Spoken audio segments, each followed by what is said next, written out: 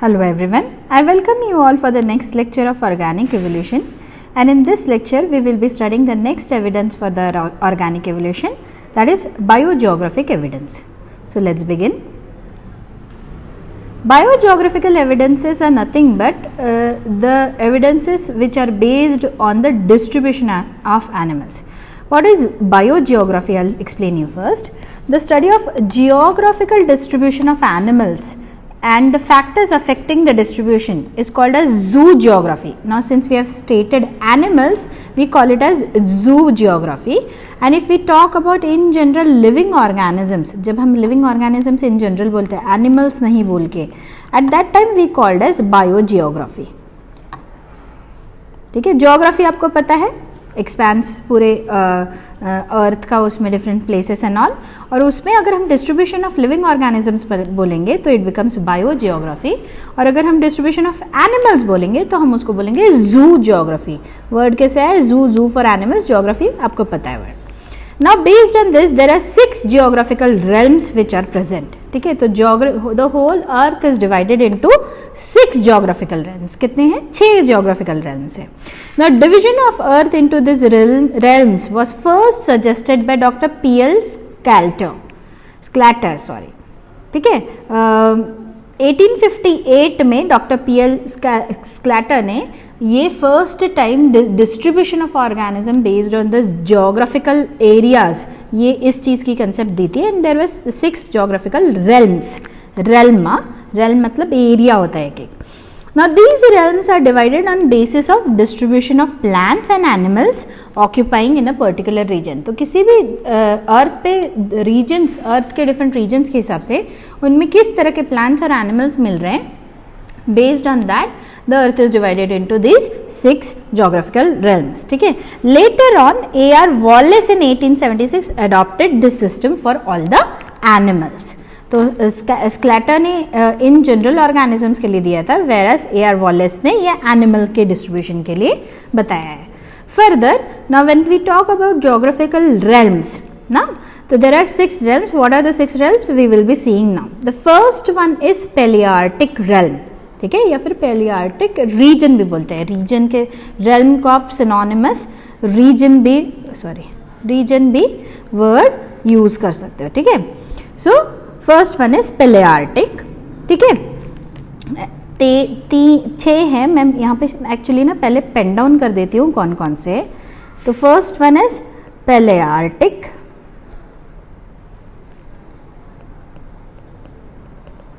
फिर है नियार्टिक. ऑल्दो इस सीक्वेंस में जिधर मैंने एक्सप्लेन किया वैसे सीक्वेंस में मैं नहीं लिख रही हूँ, but there is a reason why I am writing. ठीक है, ओरिएंटल से पहले मैं लिखती हूँ पेलियार्टिक, नियार्टिक. चलो ऑस्ट्रेलियन पहले लिखती हूँ. I will write Australian. ठीक है, oriental, then there is Ethiopian. Okay, and the next is neotropical.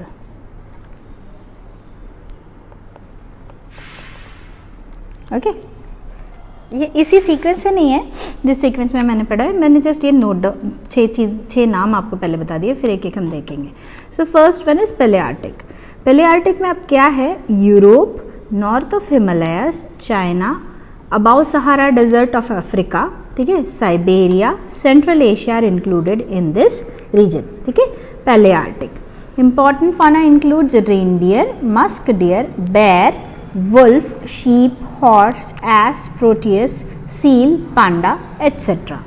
ठीक है, नेक्स्ट इज ओरिएंटल रेल्म. मैं जब मैप पे आपको दिखाऊंगी ना तो आपको बहुत अच्छे से समझ में आएगा. आगे के इसमें मैं आपको मैप्स पे दिखाऊंगी. Oriental region includes India, Malaysia, Philippines, Indonesia, Sri Lanka, Myanmar. Basically south east Asian जितने आइलैंड्स हैं, इंडिया साउथ ईस्ट एशिया का जो कुछ भी आता है वो ओरिएंटल में आ रहा है. It is also referred as Indo-Malayan realm. ठीक है, मलेशिया मेन, क्योंकि लैंड वाइज अगर आप देखेंगे तो इंडिया और मलेशिया ये मेजर लैंड्स आते हैं. ठीक है, मतलब मेजर रीजन आता है. Now important fauna includes macaques, gibbons, orangutan, lemurs, antelopes, python, cobra, crocodile, gavialis. Gavialis मतलब alligators, peacock, hornbill, rhinoceros, Indian elephants specify किया है क्योंकि African elephants are different, tigers, lions, etc. Next, third is Australian len, that is Australia, New Zealand, New Guinea and are included in this region. ठीक है, इसमें sometimes some other islands are also included. मैं जब आपको ये दिखाती हूँ तब I'll tell you.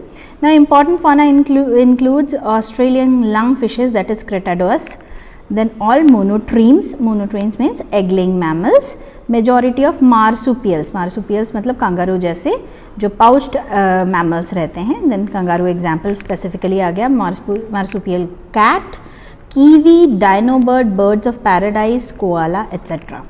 ठीक है, so these are included in Australian realm. Next is Ethiopian realm. इस टॉपिक पे हमको आगे और भी पढ़ना है, तो I'll explain you further. Now Ethiopian includes Africa, Arab and Madagascar.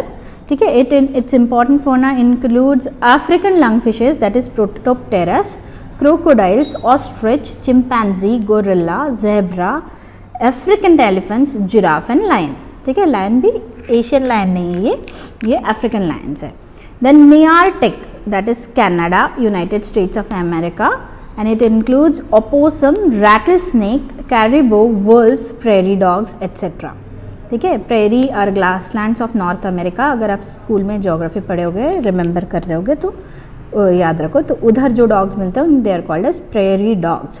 Prairies are nothing but the grasslands of North America are called as prairies. ठीक है, Neotropical realm includes Central America, ठीक है, साउथ अमेरिका मतलब Mexico include होता है, Costa Rica include होता है, South America, West Indies, Caribbean islands, these are included in neotropical. ठीक है, important fauna is lepidosiren, that is South American lungfish, vampire bats, electric eel, anaconda, sloth, armadillo and opossum etc. So these are the areas of the realms and the typical organisms which are seen in these realms. ठीक है, अब देखिए मैं ये आपको map पे से, अब ये जो भी हमने पढ़ा ये सब ड्राइली पढ़ा, अब मैं मैप पे आपको पढ़ाऊंगी.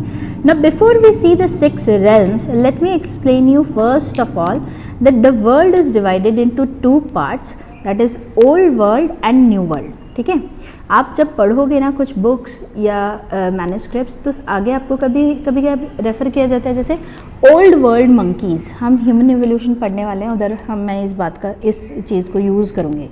ओल्ड वर्ल्ड मंकीज़, जब मैं बोलूँगी ओल्ड वर्ल्ड मंकीज़, तो you should be able to know what is old world monkey and what is a new world monkey. That you can understand only when you will know what is old world and what is new world. So ये आपको map दिख रहा है, world map दिख रहा है. Everything on the right of this red line is old world, green में दिख रहा है आपको, देखिए दिस इज ओल्ड वर्ल्ड.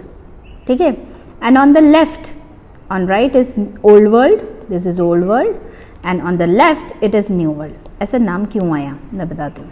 देखिए, जब हमारे पास ऐसे एस्ट्रोनॉट्स और बाकी ये साइंटिफिक ये चीज़ें नहीं थी to know how the earth looks, how the land is, और बाकी चीज़ें GPS and all those things, satellites वगैरह ये सब नहीं थे.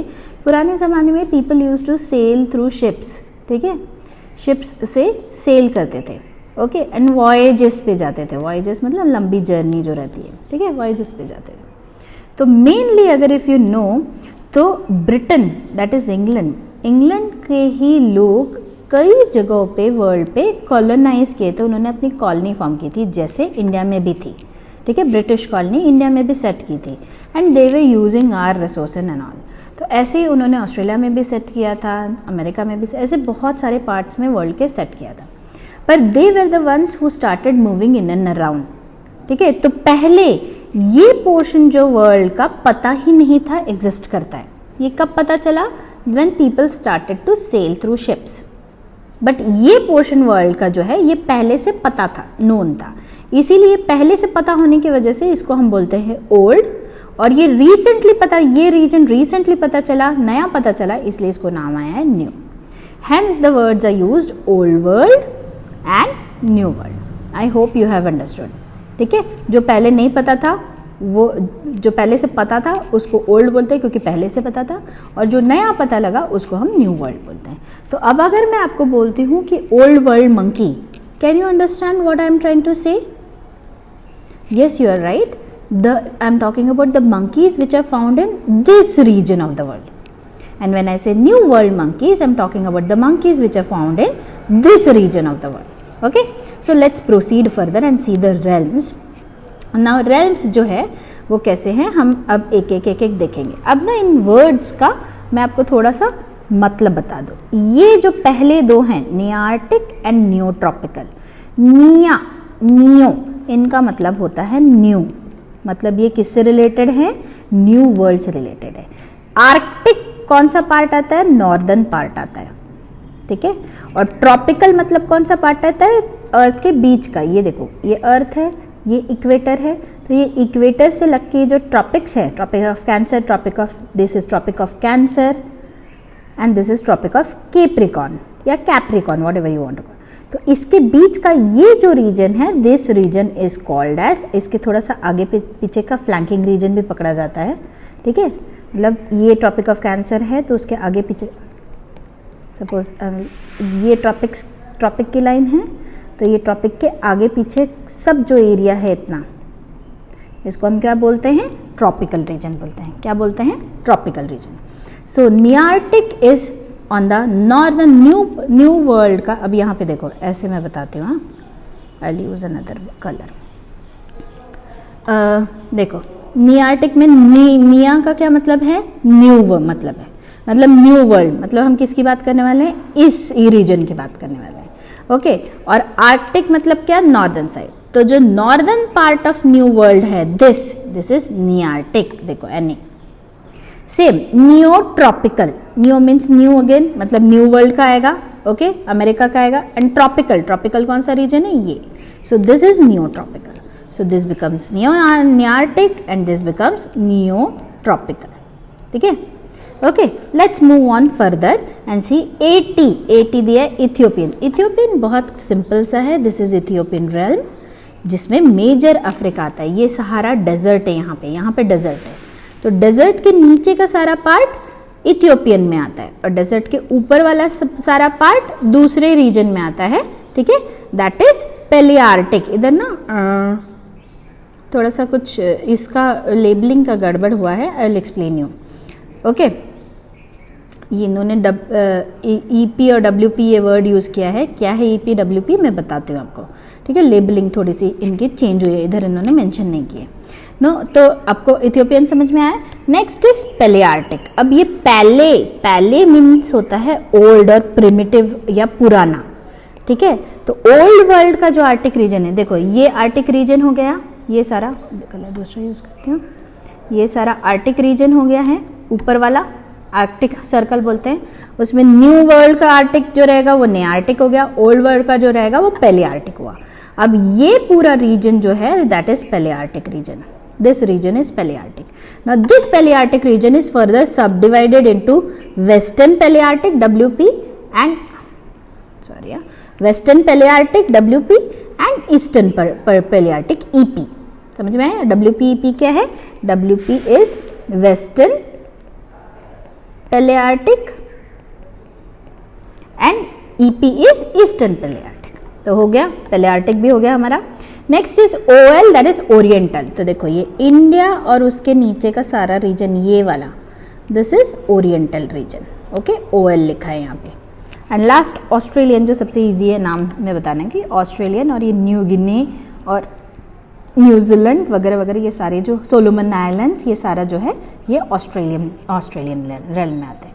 सो वैसे 6 रेल्म्स हो गए, ठीक है। क्या क्या हो गए देखो, कौन से रेल्म्स हो गए, ये कौन से रेल्म्स हो गए? नियार्टिक, नियोट्रॉपिकल, पैलियार्टिक में western, eastern, Ethiopian, oriental and Australian. ऐसे 6 रन हो गए, 1 2 3 4 5 6, ओके। Let's see further. देखिए zoogeographical regions and some animals we have shown. देखिए अलग अलग कलर्स से दिखाया है, हर छः ये अलग अलग कलर्स से दिखाए हैं। तो कौन कौन से ऑर्गेनिजम्स कहाँ कहाँ मिलते हैं। तो लेट्स स्टार्ट विथ नियार्टिक। देखो रेड फॉक्स है, सॉरी रेड डियर है, रेड फॉक्स है, बीवर है, ठीक है, ये नियार्टिक में ही मिलता है। न्यूट्रॉपिकल में एंटीटस है, दैट इज आर्मेडिलो, स्लॉथ है, कैपेचिन मंकी है। देन अफ्रीकन में जिराफ है, गोरिल्ला है, लिमर्स हैं। पेलियार्टिक में अगेन रेड फॉक्स है, क्योंकि देखो दोनों आर्टिक रीजन है। पांडा मिलता है यहाँ पेलियार्टिक में।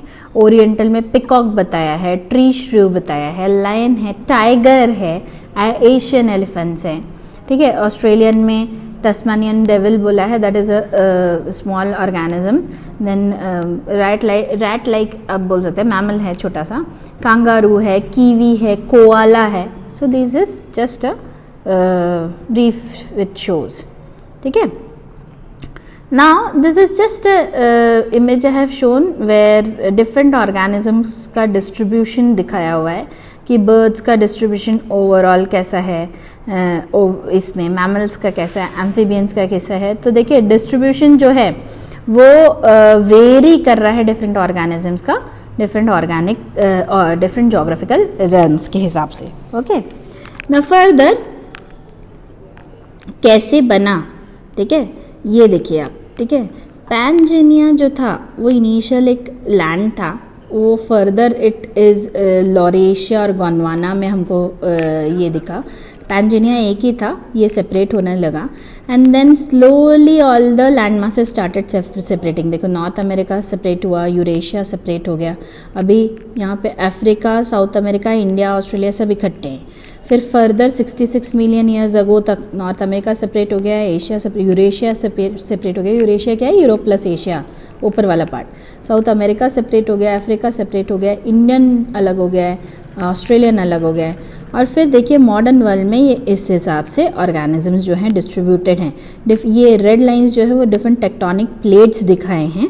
अगर आप देखोगे ध्यान से, ये टेक्टोनिक प्लेट्स देखो, इन्हीं प्लेट्स के साथ हमारे रेल्म्स जो हैं वो बहुत जो है मिलते जुलते दिखते हैं, ठीक है, सिमिलर दिखते हैं। देखो ये प्लेट सेपरेट है, ये प्लेट सेपरेट है, ये सेपरेट है, ये सेपरेट है। दिस नॉ इंडो ऑस्ट्रेलियन एक साथ जुड़ी हुई है बट ऑर्गेनिजम्स आर सेपरेट। अब आप बोलोगे ये सब मैं क्यों बता रही हूँ, मैं अब ये टेक्टोनिक प्लेट्स की बातें क्यों करने लग गई हूँ, या मैं आपको ये बना कैसे डिफरेंट ये why I am telling you this process, separation of land mass separation जिसको बोलते हैं हम, क्या बोलते हैं, land mass separation, ठीक है। देखो now in our offline lectures we had talked about this thing कि कैसे living organisms जो हैं वो evolve हुए हैं। अब जब हम जू जियोग्राफी का बात करते हैं या बायो जियोग्राफी की बात करते हैं तो हम ऑर्गेनिजम्स के डिस्ट्रीब्यूशन और उसके distribution patterns and the reasons, factors which affect its distribution, इसके बारे में बात करते हैं। This is a very important aspect when we study taxonomy, that is classification of organism, and also when we study the evolution of organism. ये एक दूसरे से जुड़ी हुई कड़ियाँ हैं। कैसे, अब देखिए थोड़ा सा लॉजिक लगाइए कि ये जो land mass separation, just observe this image, ठीक है, इस पे फोकस करके देखिए। Different continents are being form. पहले वो इधर ये सेपरेशन से पहले यहाँ पे अगर आप फोकस करेगा तो ये एक साथ जुड़े हुए थे। When you will start studying the phylogenetic relationship between organisms, अब फाइलोजेनेटिक रिलेशनशिप ये क्या आ गया, टैक्सोनॉमी मतलब क्लासिफिकेशन और इवोल्यूशन का ये कंबाइंड पार्ट है कि आप जेनेटिक देखोगे, जीन सीक्वेंस देखोगे और जीन सीक्वेंस के बेसिस पे कंपेयर करोगे ऑर्गेनिजम्स कितने डिफरेंट है और कैसे सेपरेट हुए हैं। That is called as phylogenetic analysis. Phylo word taxonomy से, फाइलम से, ऐसे फाइला से आया है। Genetic because using the genetic sequence of it, तो उससे हमको इवोल्यूशन, क्योंकि जैसे जैसे इवोल्यूशन होगा जेनेटिक सीक्वेंस उतना ज़्यादा वेरी करते जाएगा, चेंज होते जाएगा, तभी इवोल्यूशन हुआ, हम ऐसे बोलेंगे। तो इससे हमको क्या समझ में आता है या क्या हमको देखने के लिए मिलता है जब हम करते हैं, like I will give you example of my work.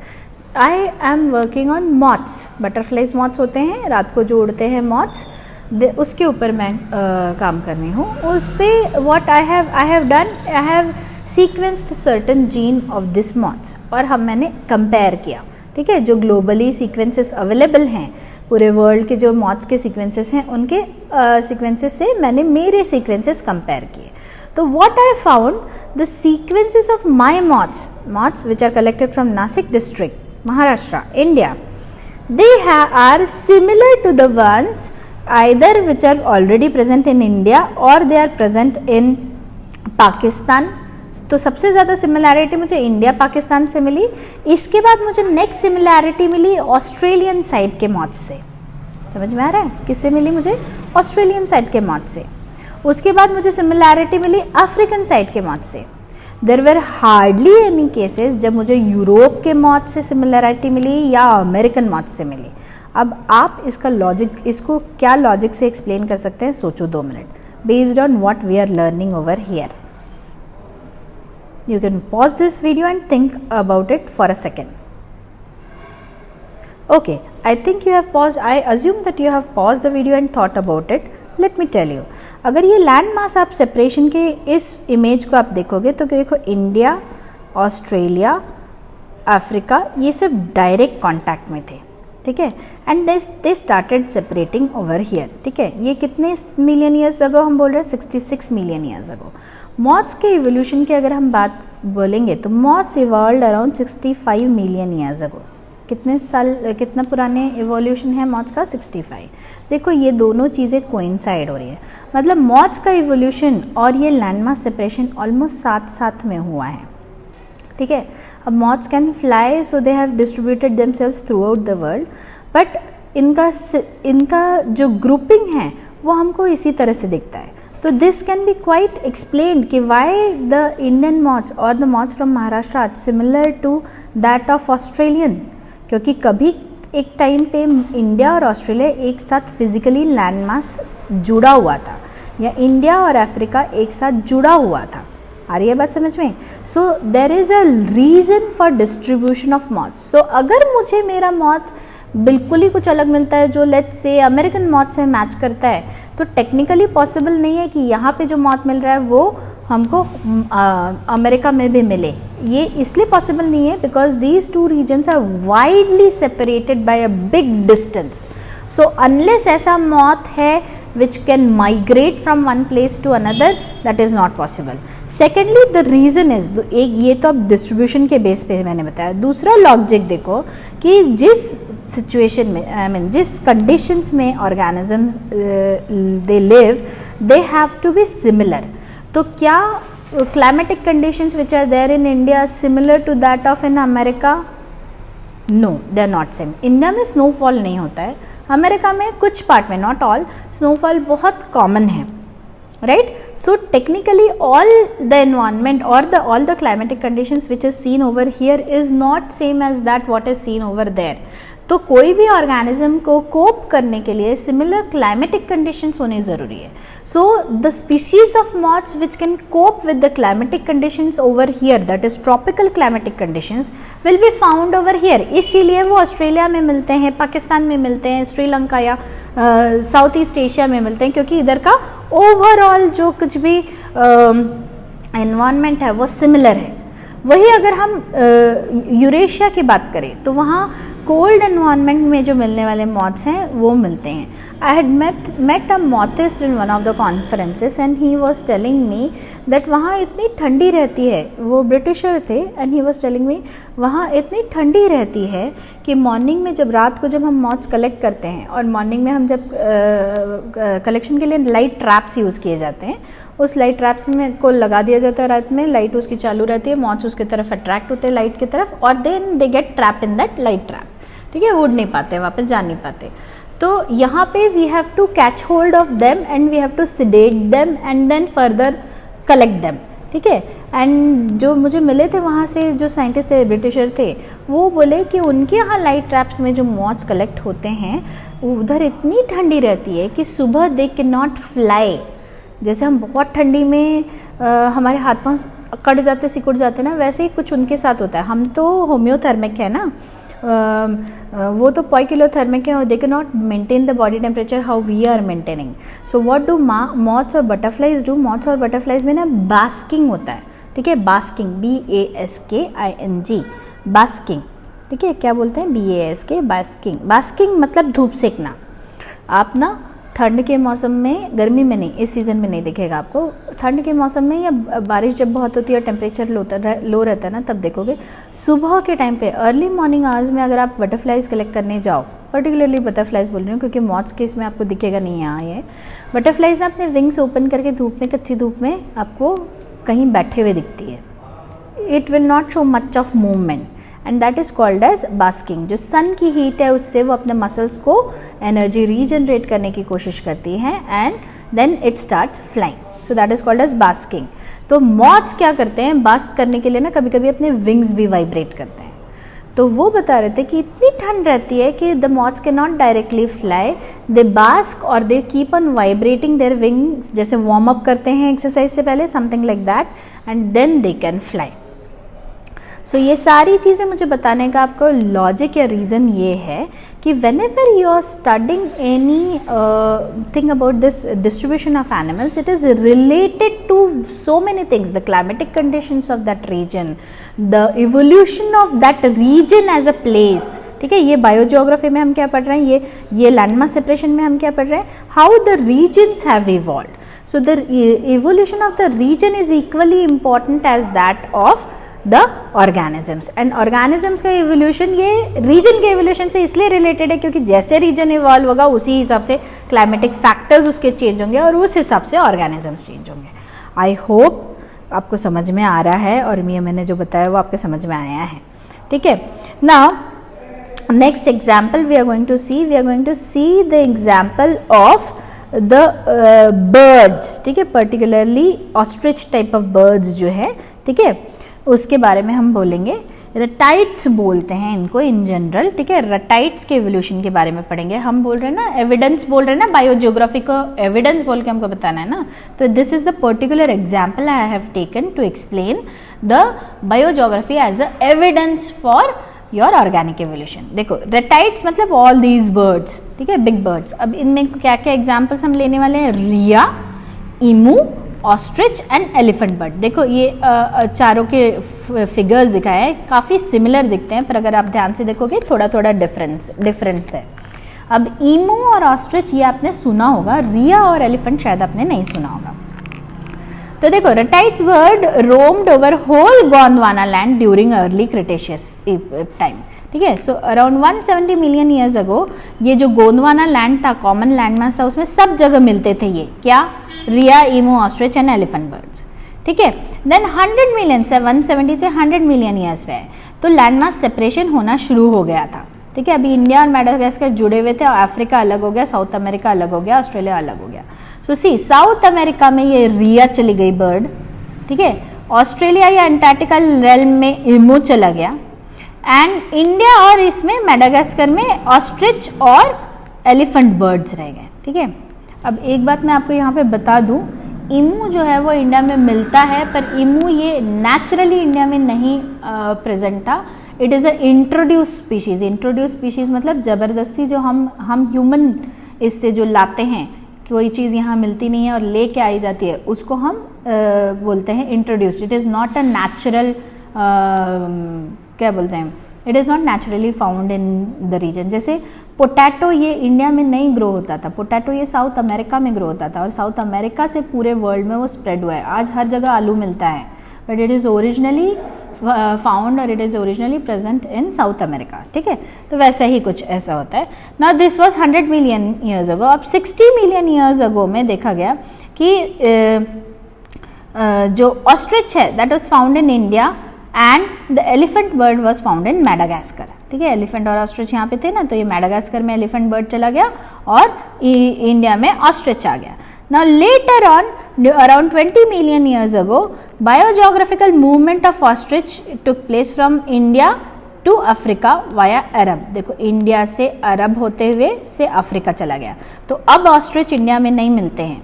ठीक है, एंड प्रेजेंटली एट प्रेजेंट ये हम कैसे बता रहे हैं कि इंडिया में था और इंडिया से अफ्रीका में चला गया, ये कैसे बता रहे हैं, that I will explain you. Africa में चला गया इसलिए हम बोल रहे हैं क्योंकि एट प्रेजेंट वो सिर्फ अफ्रीका में ही मिलते हैं, they are endemic to Africa. अब हम ये कैसे बता रहे हैं कि ये पहले इंडिया में मिलता था, because we have found the ostrich egg shells at various localities in India. Ostrich के एग के शेल्स हमको ये फॉसिल्स में मिले हैं, ठीक है। तो fossils for this ostrich eggs have been found in various localities of India. देखो इन लोकेलिटीज़ में, इंडियन लोकेलिटीज़ में ऑस्ट्रिच के शेल्स मिले हैं। इसका मतलब किसी एक टाइम पे ostrich was present in India but it later on migrated from India to Africa through Arab countries. तो आपको समझ में आया कैसे हम इवोल्यूशन समझ रहे हैं कि हमको अभी क्या सिर्फ दिखता है, हमको दिखता है कि the ostrich is present in Africa, तो हम बोलेंगे कि इसका इवोल्यूशन ही अफ्रीका में हुआ, नहीं। Now since the fossils are supporting everything and we are seeing the distribution pattern, so including everything, applying all the different evidence, we are saying this is how the evolution of ostrich has taken place. It was first found in India, later on it migrated to what, Africa, and now it is no more found in India. ठीक है, इसका reason different हो सकता है, सिर्फ इसका reason सिर्फ ये नहीं हो सकता कि इंडिया में मिलते थे और सारे इंडिया से उन्होंने माइग्रेट कर लिया। माइग्रेट के बहुत सारे रीज़न होंगे, जैसे जैसे एनवायरमेंटल कंडीशंस। अभी देखो ऑस्ट्रिच जो है ये प्योर इक्वेटोरियल रीजन में मिलता है, ठीक है, it is not completely tropical, equatorial region में मिलता है, ठीक है। ऑस्ट्रिच इंडिया इक्वेटोरियल रीजन में है क्या, नहीं। तो जैसे इमेजिन करो, अब देखो ये लैंड मास सेपरेशन के टाइम पे इंडिया मूव कर रहा था ना, तो उसकी जो मूवमेंट थी उस टाइम पे ये हो सकता है इक्वेटोरियल रीजन में था तो दे कुड सर्वाइव। पर जैसे जैसे हम नॉर्थ की तरफ और मूव किए, India is still moving towards north, इसलिए हिमालय की हाइट बढ़ते जा रही है। तो as the land started moving away from equator, तो टेम्परेचर कंडीशन, क्लाइमेटिक कंडीशंस जैसे जैसे चेंज होते गई, these birds started migrating towards the equatorial region which they found more accommodating, ठीक है, या कंड्यूसिव। वो ज़्यादा कंड्यूसिव या एकोमोडेटिंग थे, कौन से, the equatorial region. As a result what happened, the now the ostrich are found only in the Africa region, and probably क्योंकि climatic conditions नहीं थे तो either you can say they have all migrated, और यहाँ जो रह गए they did not survive the climatic conditions over here। आई बात समझ में? So this is how the biogeography is helping and is telling us that it is a evidence for organic evolution. It shows that it is a evidence for organic evolution। और देखो ये रटाइट्स जो है, ये चारों बर्ड्स का example हमने जो लिया, ratite birds, rhea, emu, ostrich and elephant birds, these all have evolved from what you call a common ancestor। क्योंकि देखो सब एक जैसे हैं, they are not flying birds, they have got big legs and a bulky body and big eggs which help them in more of running. Ostrich is known for, ostrich and emu are known for more of running rather than flying, so they don't, these are flightless birds, ठीक है। सो इनका evolution एक साथ एक time पे हुआ है, ऐसा हमको समझ में आता है, because of the land geographical distribution what we study along with the fossil studies what we have done. So this is how the biogeography is serving as a evidence for organic evolution. Okay, अब next example which I am going to tell you is about the lung fishes, ठीक है, lung fishes के बारे में। अब देखो जब ये गोंडवाना लैंड था, ये देखो आज के डेट का अफ्रीका, साउथ अमेरिका, अंटार्कटिका और ऑस्ट्रेलिया, और ये पार्ट इंडिया है, दिस इज इंडियन पार्ट। हाँ, मैं कलर अलग बताती हूँ तो आपको समझेगा। This is India and this is Madagascar, ठीक है।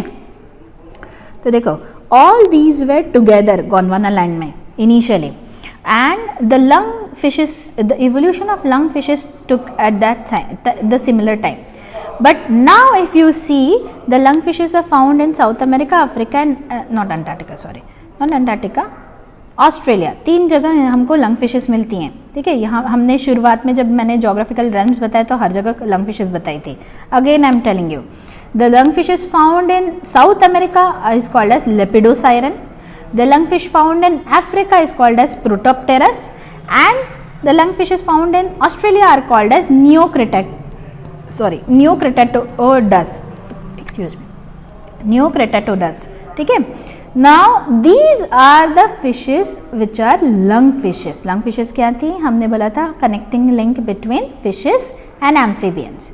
तो ये तीनों ही कॉमन चीज़ क्या है इन तीनों के बीच में कि these three are lung fishes, but different species है. अब कैसे, जैसे लैंड मास सेपरेशन हुआ और एरिया सेपरेट हुए, एनवायरनमेंट सेपरेट हुआ, इनमें भी स्पीसिएशन होते गया and then they evolved as a different species, but the common thing is that they all are lung fishes. आने वाले लेक्चर्स में हम पढ़ेंगे कि कैसे geographic isolation leads down to speciation. Speciation के ऊपर पूरा हमको टॉपिक पढ़ना है, आपको उस टाइम पे ये चीज़ और समझ में आएगी.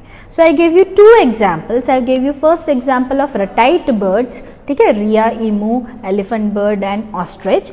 And the second one I have given you example of lung fishes, lepidosiren, protopterus and neoceratodus. ठीक है, ये 3 लंग फिशेस और बाकी 4 रटाइट्स. ऐसे मैंने आपको 2 एग्जाम्पल्स दिए हैं विच helps us in supporting that biogeography serve as a evidence for what? Evolution. ठीक है, ऑर्गेनिक इवोल्यूशन. देखो यहाँ 3 अलग अलग जगह पे हमको मिल रहे हैं. आज के डेट में 3 अलग अलग जगह हैं, एक दूसरे से जुड़े हुए भी नहीं हैं. But why they have common organism found in them? Because at some point they were connected.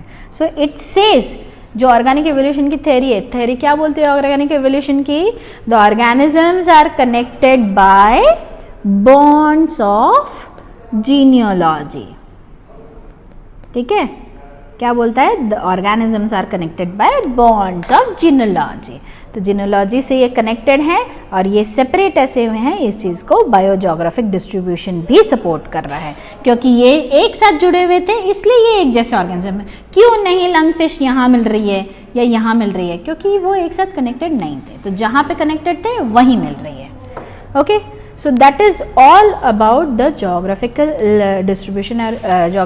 distribution serving as a evidence for organic evolution. If you have any doubts and queries, please feel free to contact me through any of these mediums, or you can, best way is to write down in the comment section below this video. So that is all for today. Thank you.